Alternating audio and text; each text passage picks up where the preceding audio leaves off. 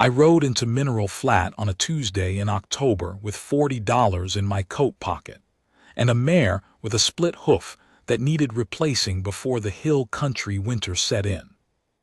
The trading post at Mineral Flat was the kind of place that had seen everything and judged nothing, which made it useful and unpleasant in equal measure. Hector Vane ran it, a wide, watchful man who kept his opinions behind his teeth and his prices just low enough that you came back. The post had a corral out back where horses traded, and that was what I'd come for.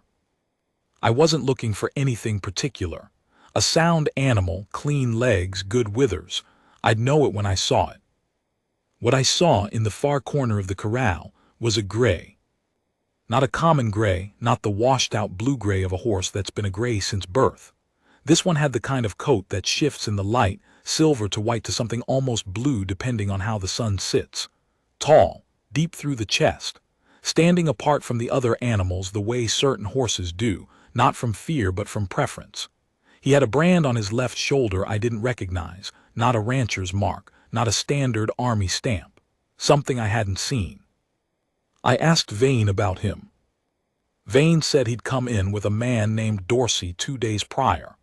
Dorsey ran a loose trade between the settlements and the frontier, not legal exactly, not illegal exactly, the kind of man who existed in the space between and made money from the ambiguity. Vane said Dorsey had priced the gray at 35 and moved on west. I looked at the horse another 20 minutes. He stood still under my hands with the particular stillness of an animal that has been handled well and knows its own worth.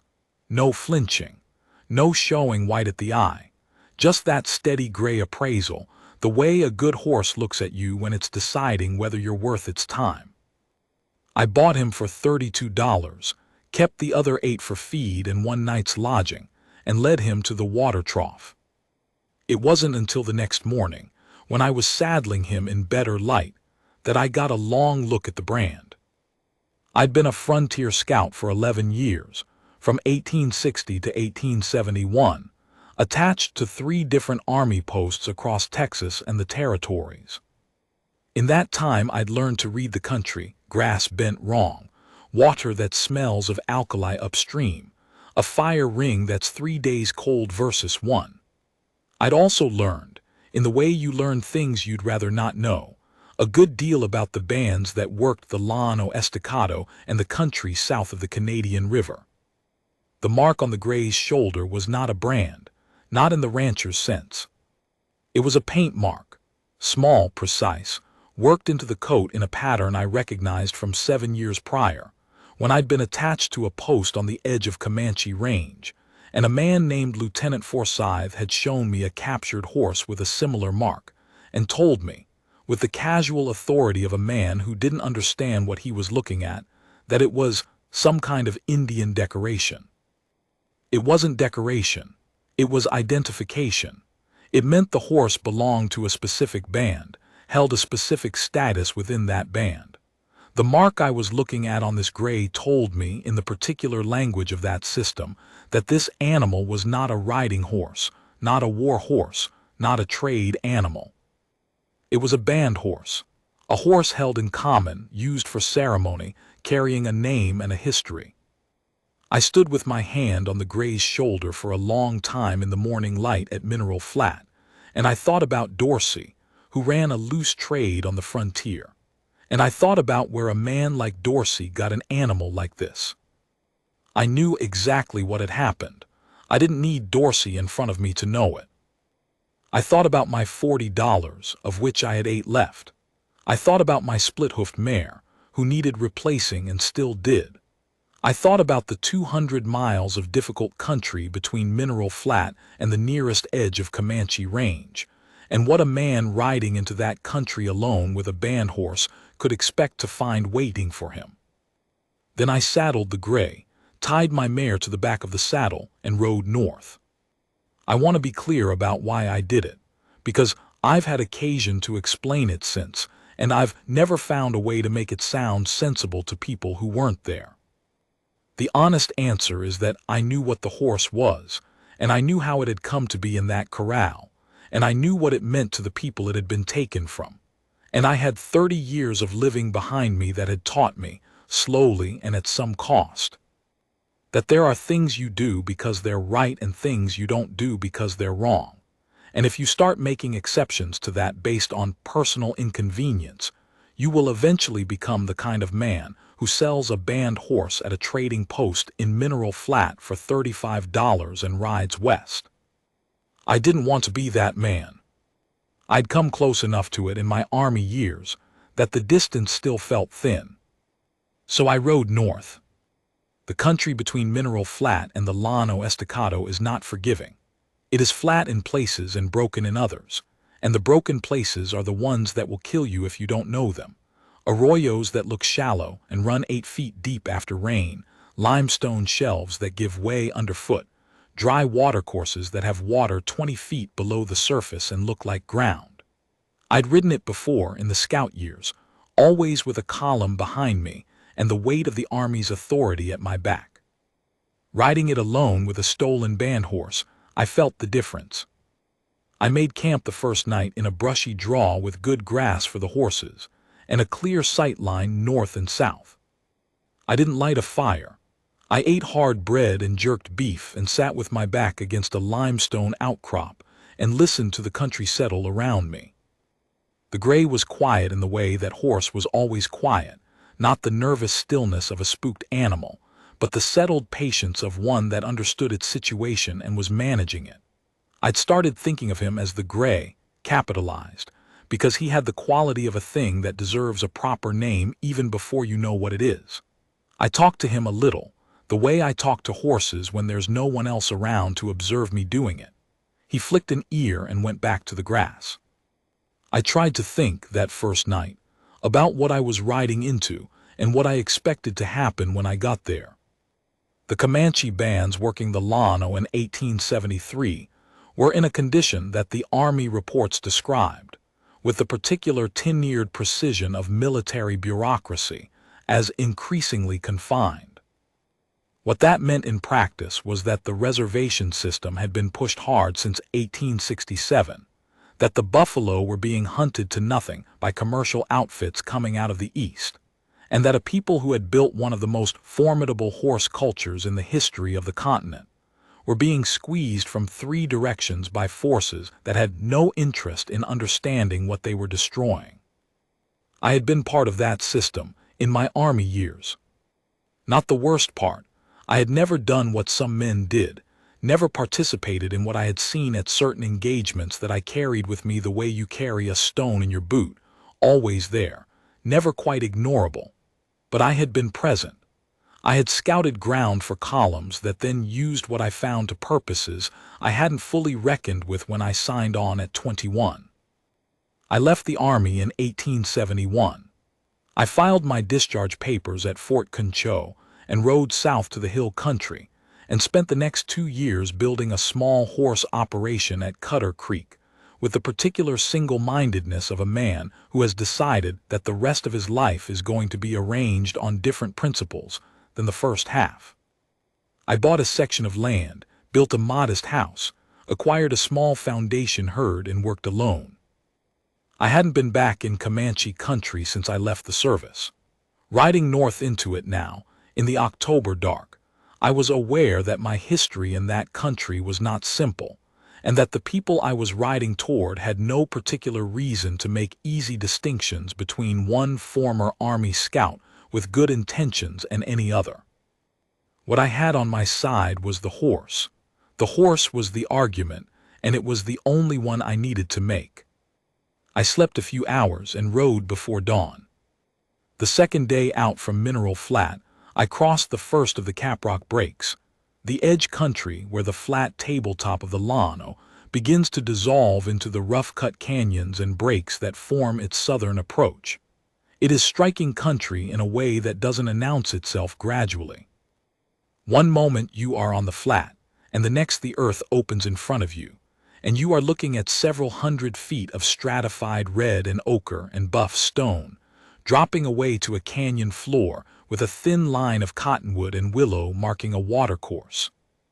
I pulled up on the gray and sat with the country for a few minutes. I had been watched since mid-morning. I knew this not from anything I saw but from what I didn't see. The breaks country was not empty country.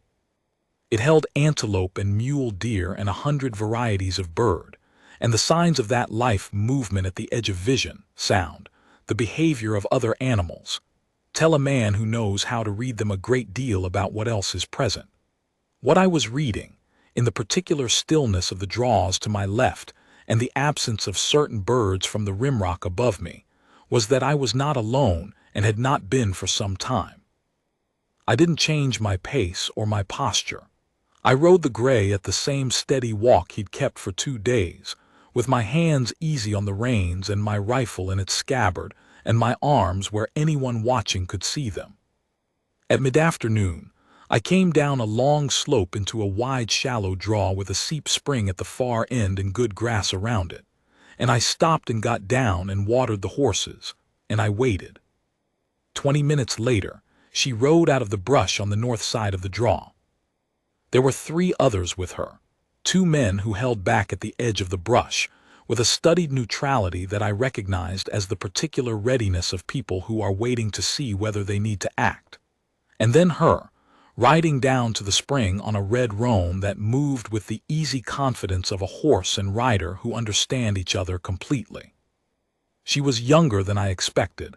I learned later she was 28, which put her at 10 years my junior, and she rode with a directness that I associated, in my experience, with people who are not accustomed to having their authority questioned. She stopped the roan at the near edge of the spring and looked at the gray, and the look she gave that horse told me everything I needed to know about what the horse meant. Then she looked at me. She said something in Comanche that I caught only partially.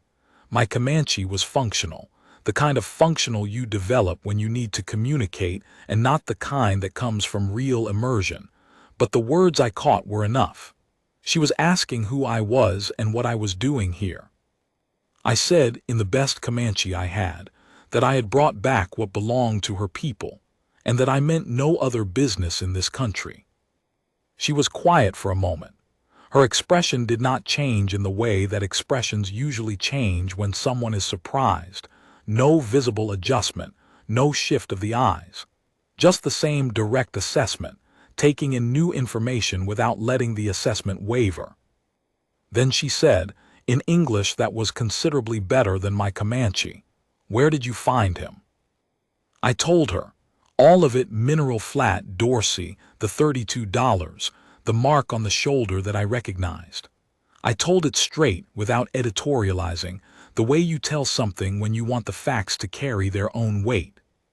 When I was done, she was quiet again for a long moment, looking at the gray, who had moved to stand near her roan with the easy recognition of animals that know each other.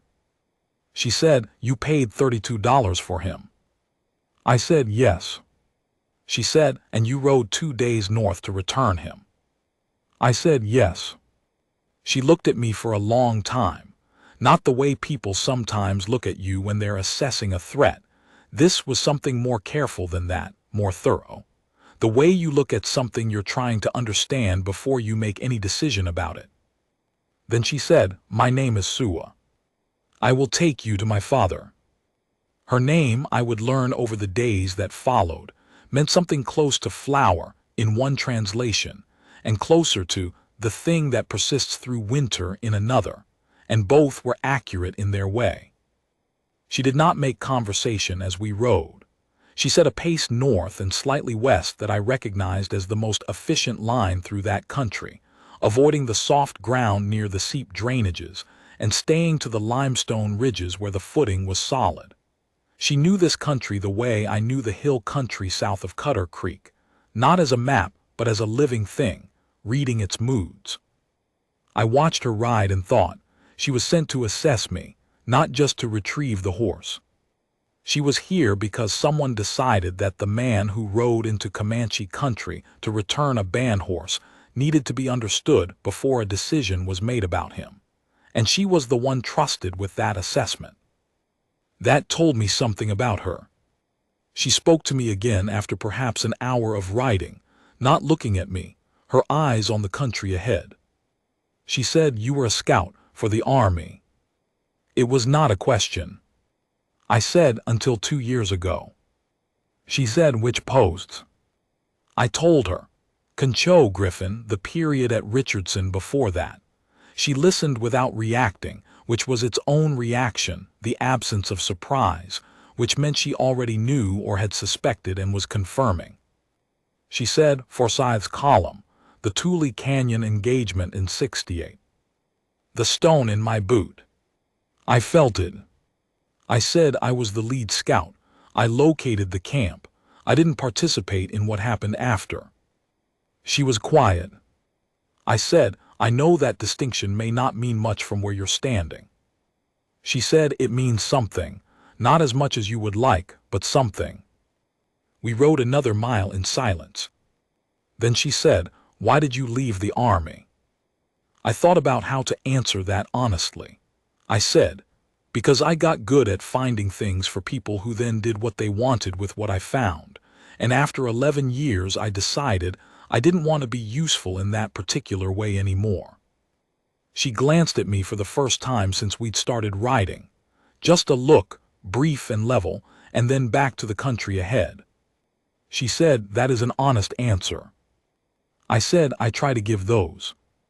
She said, most men who come into this country give honest answers about what they want and dishonest answers about why. I said, what do they want? She said, land, cattle range, safe passage for a trade route, a treaty with teeth pulled out of it. What they say they want is peace and cooperation. A pause. What do you want? I said, to return the horse and ride south without anyone trying to kill me. Something changed very slightly at the corner of her mouth. Not quite a smile, more the precursor to one, the expression that comes before the decision to show the thing. She said, that is also honest.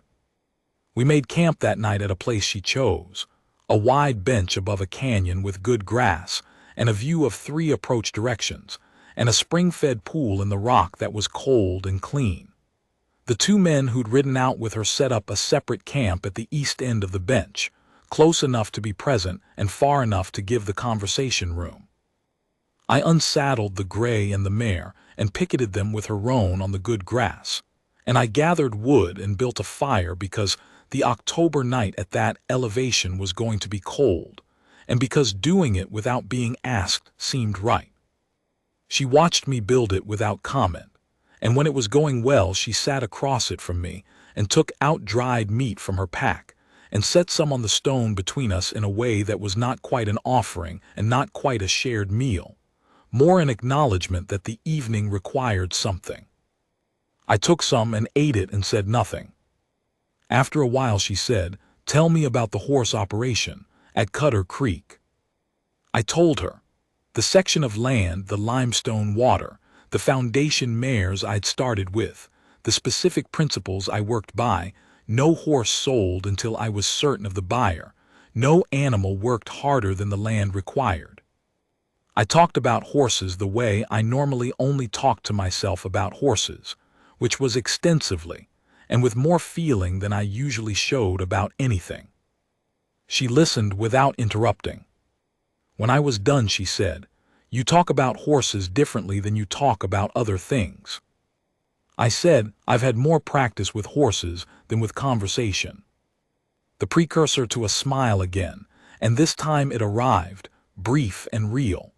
She looked younger when she smiled, which made her look closer to what she actually was rather than what she projected. She said, my father says a man can be understood by how he treats horses, that the horse sees something in a person that people do not always show each other. I said, your father is right. She said, he is right about most things. It is occasionally inconvenient. I laughed. It came out before I decided to allow it, and she looked at me as if she'd noted the laugh going into the same ledger as everything else, another data point in the account she was building. She said, how did you know the mark on his shoulder? I said, I spent 11 years in this country. I paid attention to things the Army wasn't particularly interested in me paying attention to.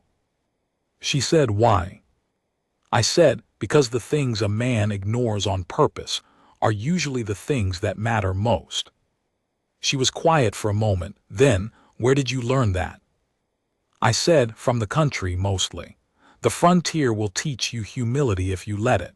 The trouble is most men don't let it. She looked at the fire.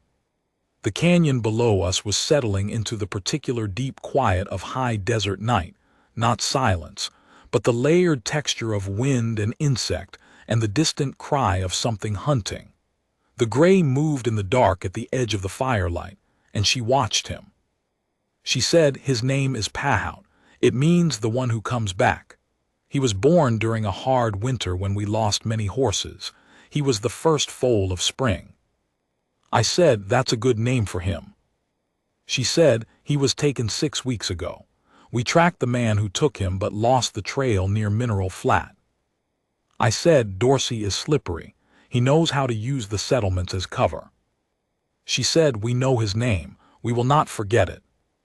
There was nothing to add to that, so I didn't add anything. After a while she said, sleep. We ride at first light. My father's camp is half a day north. I said, all right.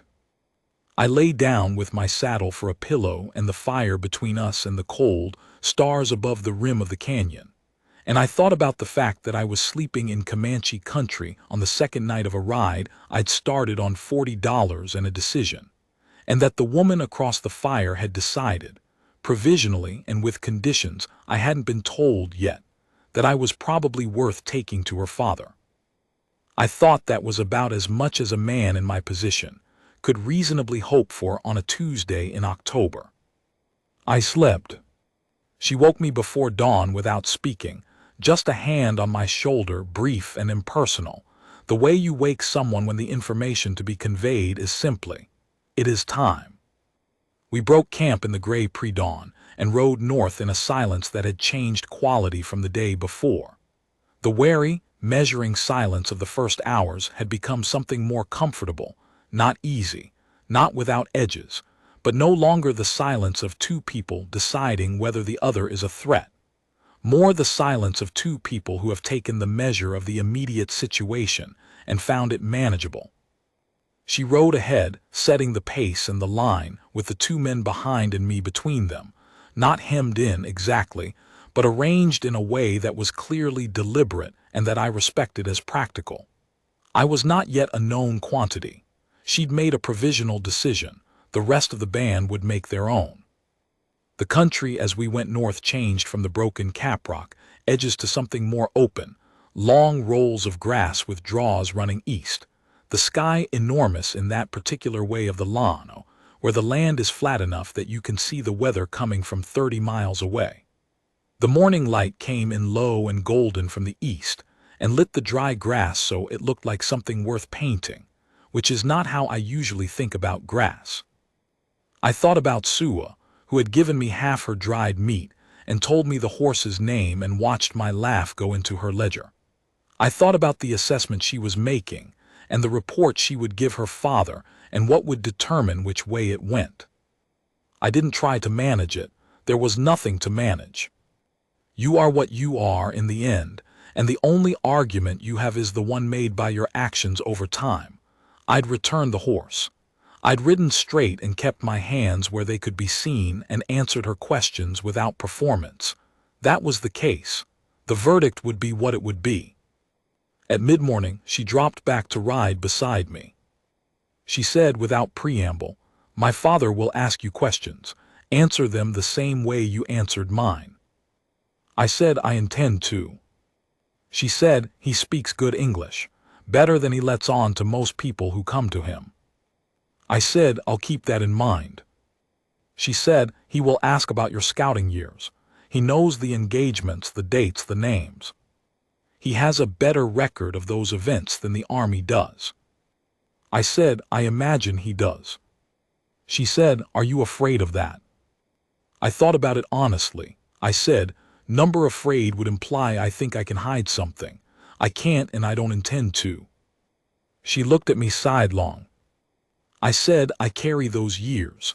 I don't carry them clean. There are things that happen that I was part of by proximity or by the work I provided that I cannot make right. Your father knowing them doesn't change what they are." She was quiet for a moment. Then, "Most men who say something like that are performing contrition." I said, "I'm not performing anything. I'm stating the situation." She said, "Yes, that is what I mean." A pause. "It is different." We rode on. The grass rolled and the sky went on forever above it, and Pahout moved ahead of us with the easy authority of a horse returning to a known country. The band's camp was in a wide canyon with cottonwood and willow along a permanent stream, the tipis arranged in the specific pattern that I knew had order and meaning I couldn't fully read. There were perhaps 40-50 people, the kind of number that told me this was a main band camp, not a seasonal hunting party. Dogs at the perimeter, horses in a large rope corral on the canyon's east wall. Children who spotted us first and ran alongside as we came in, not afraid but curious, studying me with the direct assessment of young people who haven't learned, yet that studying a stranger is considered impolite. Pahout made a sound when we entered the camp, not a whinny exactly, more a low vibrating note from his chest, and several horses in the corral answered. A woman near the nearest tipi looked up and saw him and said something that I didn't catch, and then there were more people coming, and the horse moved through them with a dignity that was almost ceremonial. Sua led me to a tipi set slightly apart from the others and dismounted. She spoke to a young man who took the horses, and then she gestured for me to follow her. Her father was inside. His name was Peta. I learned this later. In the moment Sua introduced him by his role and his relationship to her, which was the appropriate form. And he was a man of perhaps 60, compact and careful in his movements, with the specific quality of stillness that I had learned in my years in the frontier to associate with people who had been tested seriously and had not found themselves wanting. His face was weathered in the way of a man who has spent his life outdoors, and his eyes were the particular dark that holds things without showing them. He gestured for me to sit. He began in Comanche, and Sua translated, and as she translated, I watched his eyes and knew she'd been right. He understood the English and was using the translation as a space to think, to observe my face while I was hearing the words rather than forming the response. He asked me to explain how I had come to have Pahout. I told it again, the same way I'd told it to Sua, without editing. He asked about the mark. I told him what I knew about it and where I'd learned it. He listened to this with a particular attention and then said something to Sua that she translated as, "He knows more than he should," which was not, in context, a compliment exactly, more an observation that required accounting for. I said, in my best Comanche, addressing him directly, which Sua had not told me to do but which seemed right, that I had spent 11 years in this country trying to understand it rather than simply use it, and that some of what I learned was useful, and some of it was knowledge I would have been better off not acquiring, and that I was aware of the difference. He looked at me for a long moment after Sua finished translating that. Then he said in English, levelly and without announcement, "Sit then. We will talk." We talked for the better part of 3 hours. He asked about the scouting years with the same specificity Sua had warned me about: dates, engagements, column commanders, outcomes. He had, as she'd said, a better record of those events than the army did, which meant a more honest one. I answered everything. When the answer was something I wasn't proud of, I said so plainly, and I didn't qualify it with explanations that were really excuses in disguise. When the answer was something I was genuinely uncertain about, the full scope of what certain intelligence I provided had been used for, I said that too. He asked me why I had left the service. I gave him the same answer I'd given Sua, and he listened to it the same way she had, with the quality of someone who is checking what they're hearing against a longer record. He asked what I wanted from this country now. I said nothing. I had no business north of the Caprock. I ran horses south of it, on land I'd bought legally, and this visit was the beginning and end of my purpose here. He said, "You want nothing from us." I said, I want the horse to be where it belongs and to ride south without trouble. That's all. He was quiet for a moment. Then he said, men who want nothing are either lying or they have not yet thought of what to want. I said, it's possible, but right now I'm telling you what I know to be true. He looked at Sua, who was sitting to his left. Something passed between them that I couldn't read. He said, my daughter tells me you answered her questions without performance. I said I tried to. He said, she is not easily convinced of a thing. She has been wrong twice in her life. She knows exactly which 2 times. A pause that held something close to warmth. She does not believe this is a 3rd time. I looked at Sua.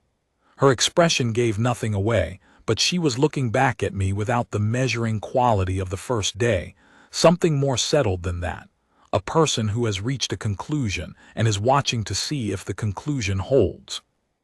I said to Peta, I'm glad she doesn't think so. Peta said, you may stay through tomorrow. There is a matter we will discuss in the morning. He rose, which was the signal. Tonight you will eat with us. The evening meal was in the open, around a central fire, and I was placed at the edge of the gathering in the particular position of a guest who is present on probation, not excluded, but not inside the circle either. I ate what I was given and watched and listened more than I spoke. The band's life was visible in the evening, the particular organized rhythm of a people who know how to live in a country that requires care. Children running at the edges of the firelight, women working at the tasks that didn't stop because a stranger was eating with them, men talking with the ease of people who trust each other. The horses in the corral, and among them the silver shape of Pahout, who had been received back without ceremony, but with the deep satisfaction of a community that had recovered something it valued. Sua sat across the fire from me, not near enough for conversation, and she talked with people around her and ate and occasionally looked across at me with the same settled assessment. Not unfriendly, just watching.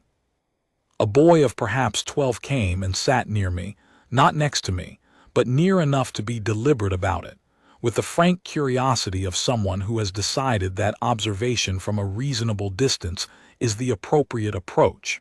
He studied me openly. I looked back at him with the same openness, and after a minute or two, he said something in Comanche that I only partially followed. I said in my partial Comanche that I hadn't caught all of it. He repeated it more slowly, with the slight exaggeration of volume that people use when they're uncertain whether you understand the language or simply need it louder. I made out he was asking about my horse, not the gray, the mare. The split-hoofed mare I'd ridden from Cutter Creek to Mineral Flat and then led behind Pahout the whole way north. I told him about the split hoof. He asked several precise follow-up questions about the nature of the injury that told me he knew something about horses, and I answered them seriously.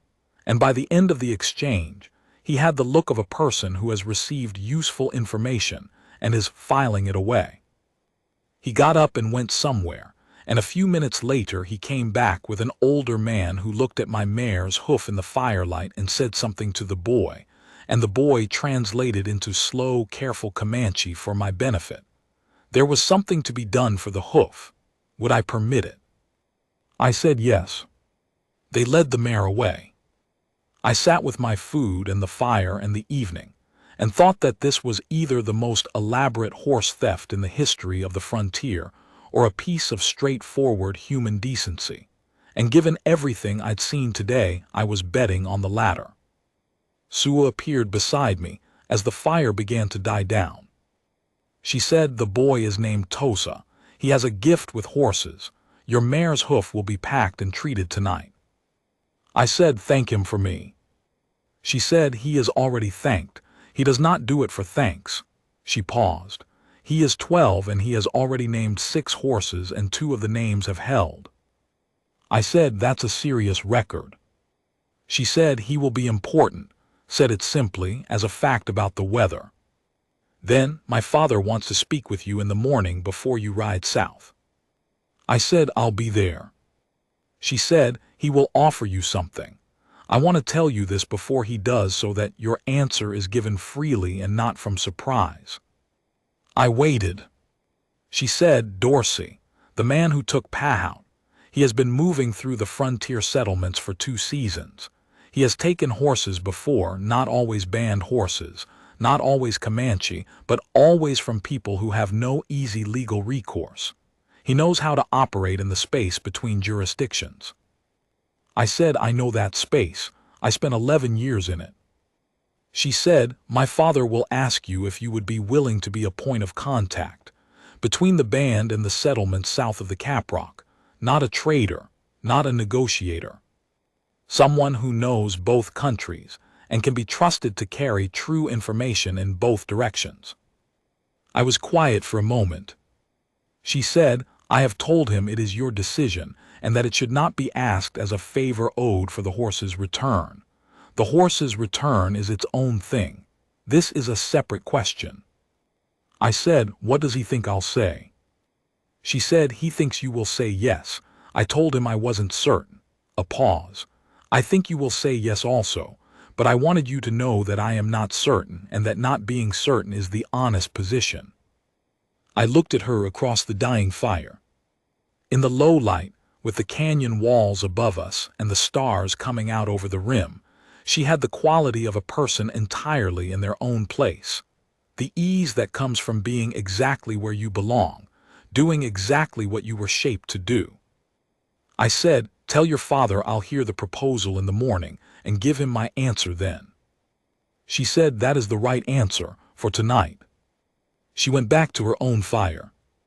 I slept again in the canyon, and the morning came cold and brilliant, the kind of fall morning in high country that makes you understand why people stay in hard places.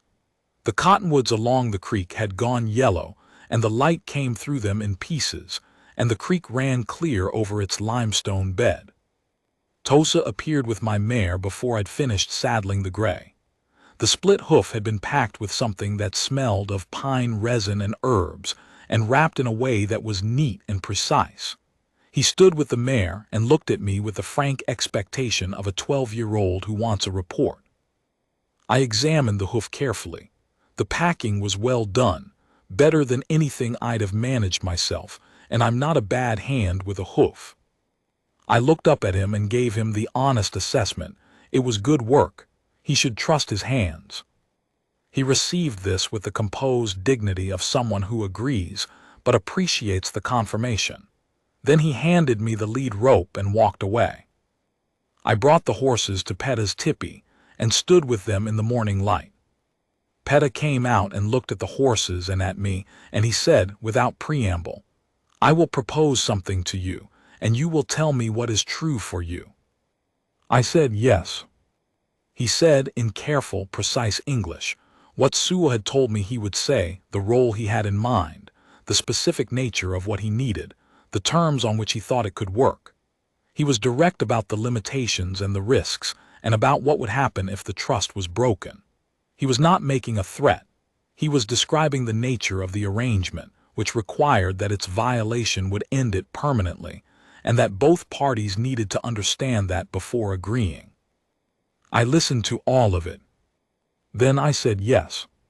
He nodded once, in the way of a man who has received the answer he expected, but takes no pleasure in being right, just files the confirmation and moves forward. He said, "You will come north again in the spring. There are specific things to discuss." I said yes. He said, "My daughter will meet you at the Caprock Breaks. She will bring you north." There was nothing particular in his tone when he said it. It was logistical information. But I was aware, in the careful way you become aware of things in conversations that matter, that the information had been given a specific shape. I said, "I understand." Petta said, "She is not given lightly. She does not give herself lightly. Do you understand what I am saying?" I said, "I understand what you're saying." He said, "Good." He turned to go back inside and then stopped.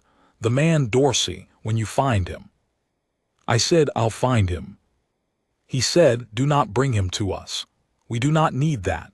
Just make certain he understands that what he took has been returned and that there is a reckoning to the account. He will understand the rest. I said, I'll make it plain. He went back inside. Sua rode south with me. Not all the way to the Caprock edge, the same boundary where we'd met, where her country ended and the break country began. The two men came again at a distance, and we rode in the particular silence that had become our register.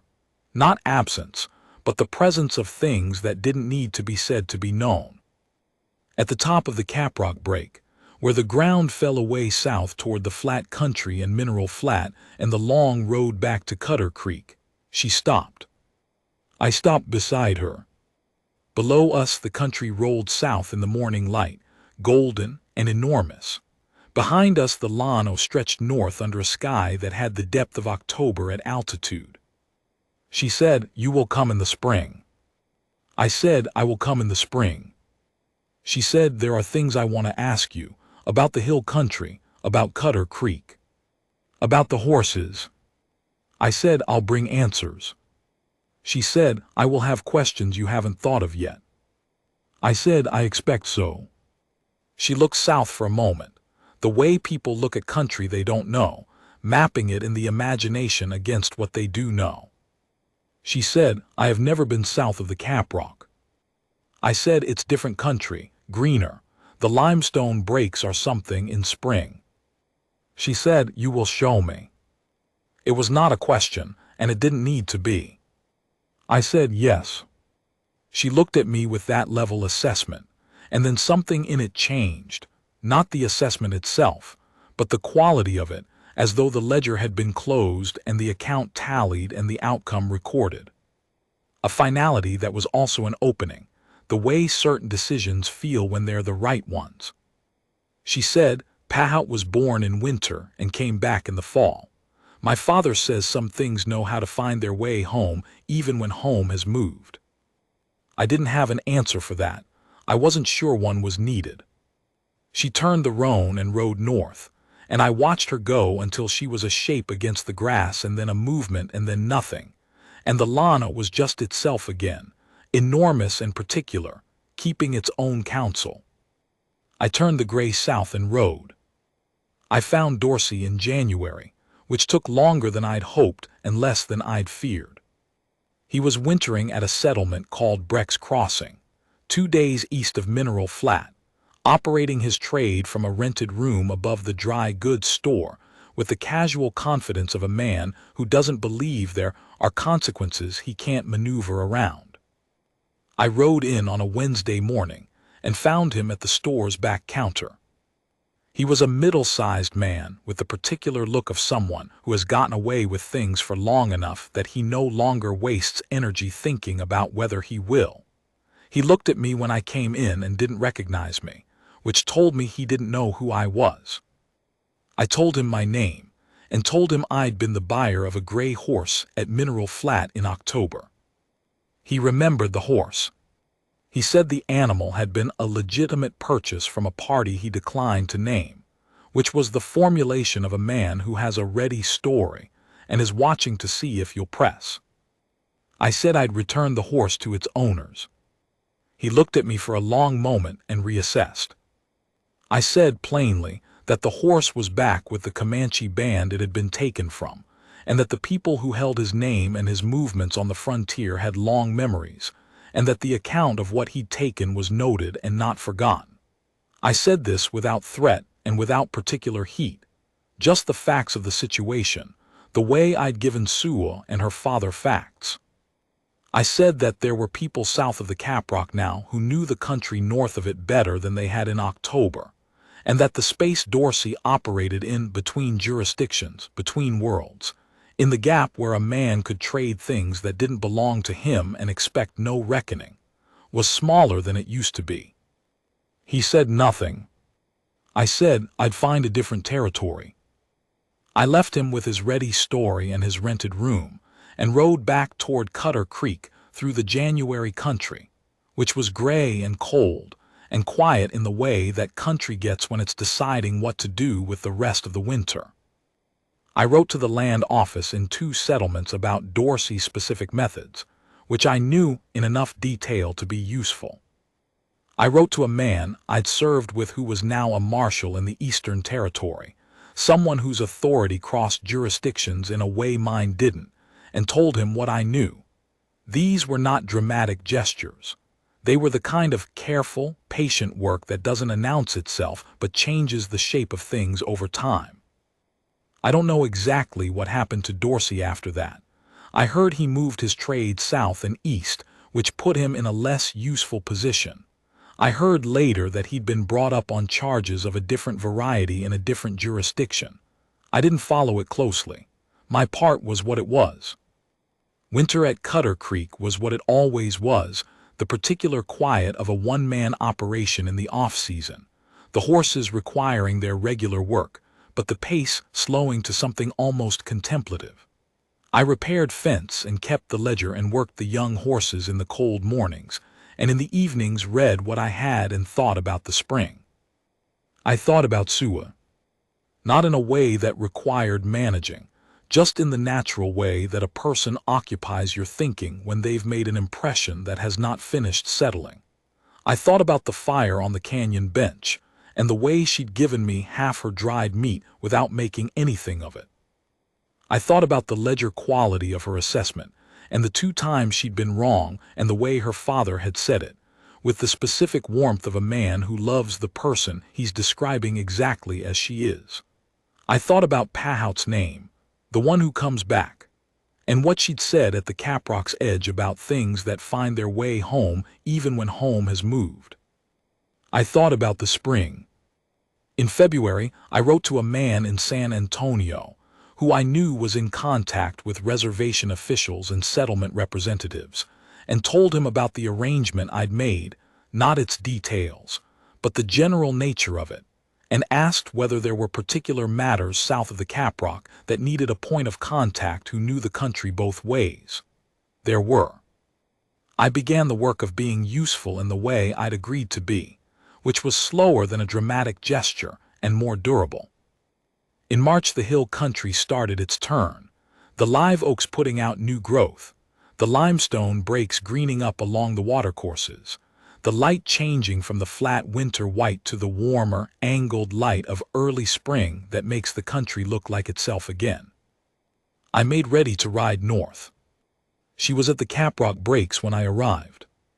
She came down from the north side at mid-morning on a day that was clear and cool with a south wind, carrying the smell of the hill country up to the breaks, and she rode the roan with the same easy authority, and she pulled up beside me and looked south at the country below us. She said, "That is greener than I expected." I said, "It's been a wet winter." She said, "The limestone, you can see it from here." I said, "You can see more of it up close." She looked at me. The assessment was still there, but the ledger quality was gone. It was something more like recognition now, the look of a person who has thought about what they know and arrived at a conclusion they're comfortable with. She said, "My father sends word. The spring matters are considerable. There is much to discuss." I said, "We have time." She said, "Yes," a pause. "He also says to tell you that Pahout has been given a ceremony of return. He is well." I said, "I'm glad." She said, "He asked about you when I told him you were coming." She paused again. "The horse, not my father. He is a very singular horse." I said, "He knew what he was coming back to." She looked south again. The country rolled away below us in the spring light, live oak and cedar and the pale flash of limestone in the draws, and beyond that the further roll and the sky. She said, "Show me this country." I said, "All right." We rode south together, off the Caprock and into the breaks, and the country came up around us the way it does when you bring someone into a place you know well. You see it new through their eyes, and you see what you know in it at the same time. She asked questions the way she did everything, directly, without preamble, receiving the answers without inflection, and filing them with the same careful intelligence she brought to everything. What kind of grass? Where the permanent water is, what the country does in a hard summer, how the limestone breaks affect the drainage, how many horses can a section support. She was mapping it. I could feel it. Not for herself, for the knowledge of what this country was, how it worked, what it held. She was building a picture of the world south of the Caprock with the same thoroughness she knew the world north of it. I answered everything. At mid-afternoon, we stopped at a place on a limestone ridge above a clear spring, where the country opened enough that you could see a long way in 3 directions. I let the horses drink, and we sat on the flat rock above the spring in the spring light, and she looked at the country, and I watched her look at it. She said, without looking at me, "I have been thinking about what you said, in the fall, that the things a man ignores on purpose are usually the things that matter most." I said, "Yes." She said, "I have been thinking that it applies to more than information." I waited. She said, "I have known since the bench above the canyon that I was not conducting only an assessment. I told myself it was only the assessment because the alternative required a different kind of attention." She looked at me. "I am not ignoring it now." I said, "I'm glad you're not." She said, "This is a decision I am making with full understanding of what it means, not from need, not from situation. From what I know, which is considerable, and from what I have decided, which is final." I said, "I understand." She said, "Do you have something to say?" I thought about it. I said, "I have been thinking about you since October, not in a way that needed managing, just in the way a thing occupies you when it has made an impression that hasn't finished settling." I paused. "I came north in the spring partly for your father's business, and partly because I told you I would, and partly because I wanted to show you the limestone breaks in spring. I think I knew which of those was the largest part." She said, "Which was it?" I said, "The last one." She looked at the country for a long moment.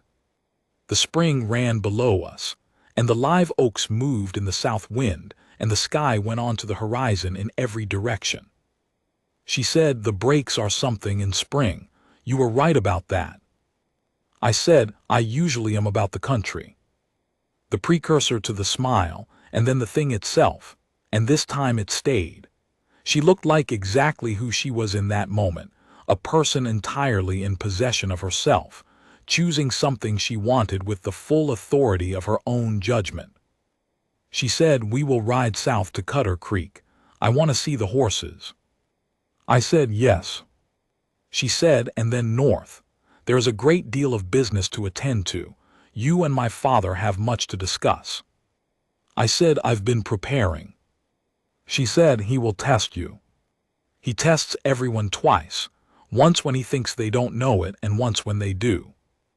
I said, "Which is this?" She said, "The second. You passed the first in October." A pause. "He told me so in November. I was not surprised."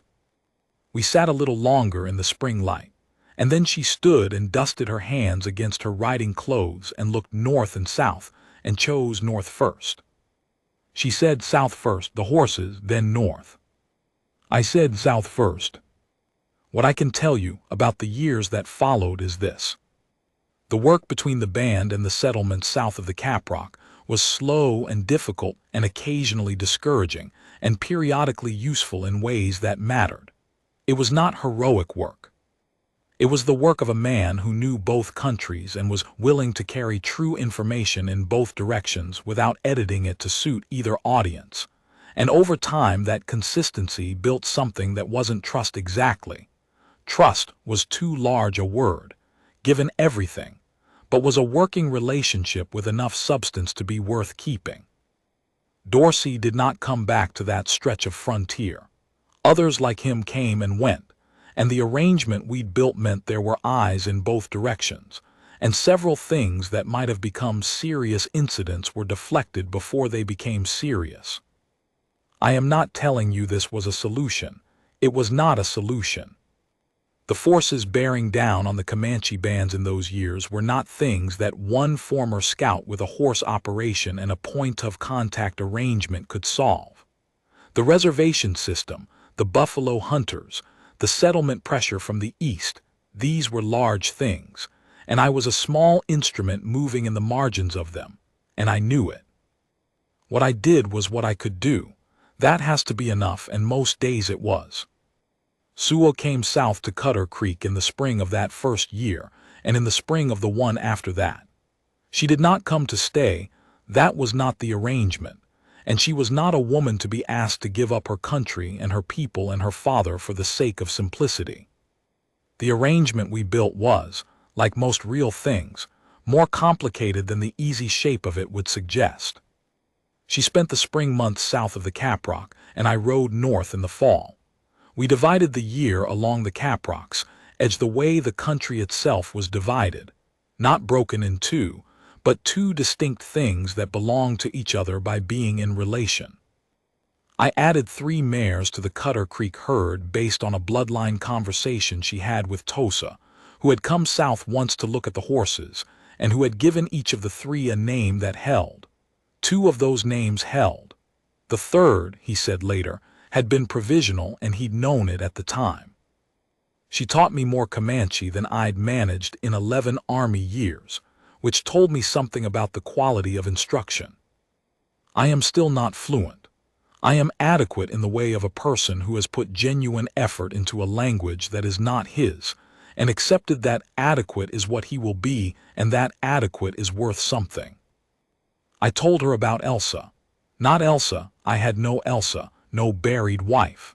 I told her about the 11 years of Army service, and the specific weights I carried from it, and the 2 years at Cutter Creek building a different life from different principles.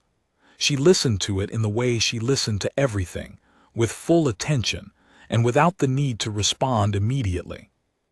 When she did respond, she said what was true rather than what was comfortable, which I had come to understand was the highest form of respect she offered anyone. She said, "You are building something different because you understood what the first thing was. That is not a small thing." I said, "It doesn't give it back." She said, "No, nothing gives it back, but the understanding is not nothing. A man who does not understand what he has been part of cannot build differently. You understand it and you build differently. That is what is available." I said, "Yes." She said, "It is enough. For you, I mean, it is enough." There was a day in the fall of the second year, riding north from Cutter Creek toward the Caprock with the October light low and gold on the grass, and the sky enormous above us, when she said something I have not forgotten. She said, "My mother said that the people worth knowing are the ones who arrive with something already given up, who have already lost the thing they thought they couldn't lose and found out they survived it." She looked ahead at the Caprock rising in the north. She said those are the ones who have room for something new. I said, "Your mother was wise." She said she was practical. Wisdom and practicality look the same in her. A pause. "She thinks you are worth the complication." I said, "The complication being?" She said, "You, everything that comes with you. The 2 countries, the distance, the history, the work." She said it with the directness that was simply her mode of being without complaint or weariness. She thinks the worth exceeds the complication. I said, "What do you think?" She said, "I have already told you what I think. I told you at the Caprock in the spring." I said, "Tell me again." She looked at me sidelong, and the smile came, not the precursor, the thing itself, full and real, the kind of smile that makes you understand why people do everything they do for love. She said, "Final is final.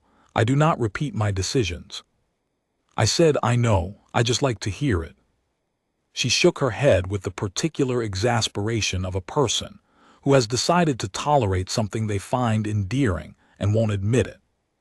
We rode on north in the October light, and the Caprock rose ahead of us, and the country was immense, and the sky above it went on forever. And I thought, this is what it is to be exactly where you are supposed to be, doing exactly what you were shaped to do, with the right person riding beside you. The gray horse, Pahout, the one who comes back, was in the Cutter Creek corral for the winter, which Peta had agreed to, which was its own statement about the nature of the arrangement. He was there when we came back south in the spring, and he stood at the corral fence and watched us come in. And Sua walked to him and put her hand on his neck, and he stood with his head down and his eyes half closed in the particular contentment of a horse that is where it belongs. She said, without looking at me, "Some things know how to find their way home." I said, "Yes." She said, "You included." I said, "Me included." The Llano was north and the hill country was south, and we were at the edge between them, which was where the work was and where the life was, and where it turned out. After a $40 decision on a Tuesday in October, I had always been headed. That is enough for a man. That is more than enough.